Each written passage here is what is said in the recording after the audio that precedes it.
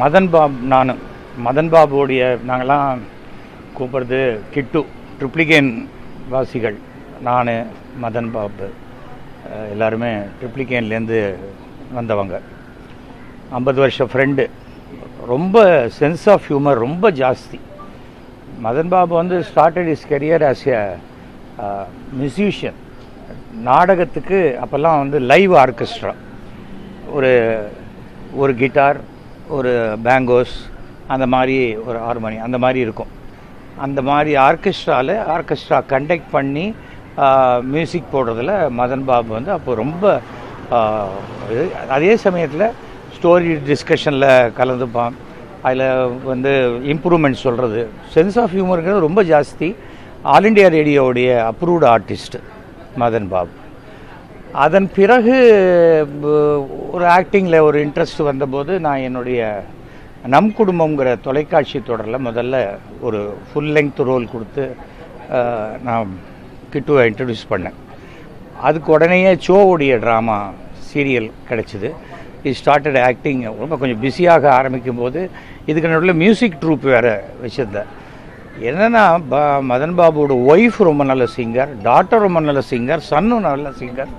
So family, அந்த ஃபேமிலியே அவ்வளோ நல்ல இது. இப்போ முந்தானத்துக்கு கூட இறக்கும் தருவாயில் கூட அவனுக்கு பிடிச்ச பாட்டெல்லாம் பொண்ணு பாடியிருக்கா.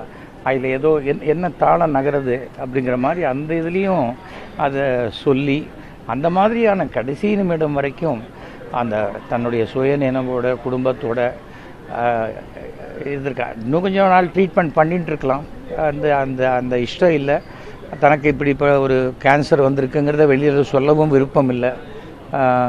அது பிகாஸ் அவன் வந்து எல்லாருக்கும் வந்து அட்வைஸ் பண்ணி ஒரு ஒரு பாசிட்டிவ் எனர்ஜி கொடுக்கக்கூடியவன். தனக்கு வந்து யாரும் வந்து ஒரு சிம்பத்தட்டிக்காக அப்ரோச் பண்ணக்கூடாதுங்கிற ஃபீல் என்றைக்குமே உண்டு.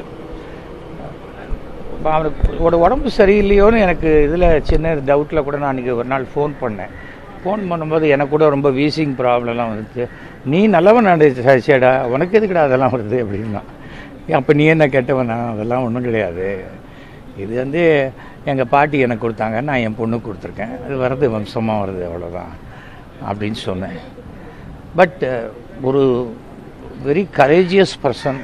தான் சொல்ல நினைக்க ஒரு விஷயத்தை சிரிச்சுக்கிட்டே சொல்லக்கூடியவர்.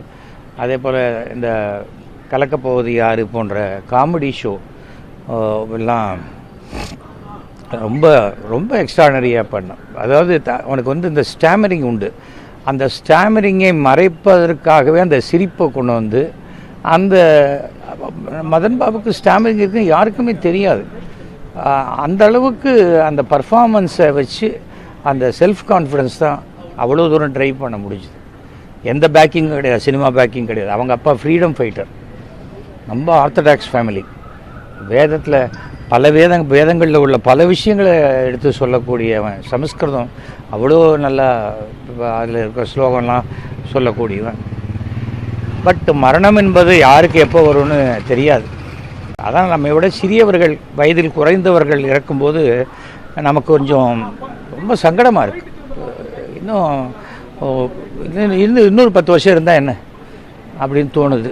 ஆனால் மிகுந்த உடம்பு கஷ்டப்படும் போது அந்த உடம்பு பெயின் இதெல்லாம் வேணாம் அப்படின்ட்டு அந்த உடம்பை உதறிட்டு அந்த ஆத்மா போயிடுறது. அவ்வளோதான் நம்மளால் சொல்ல முடியும்.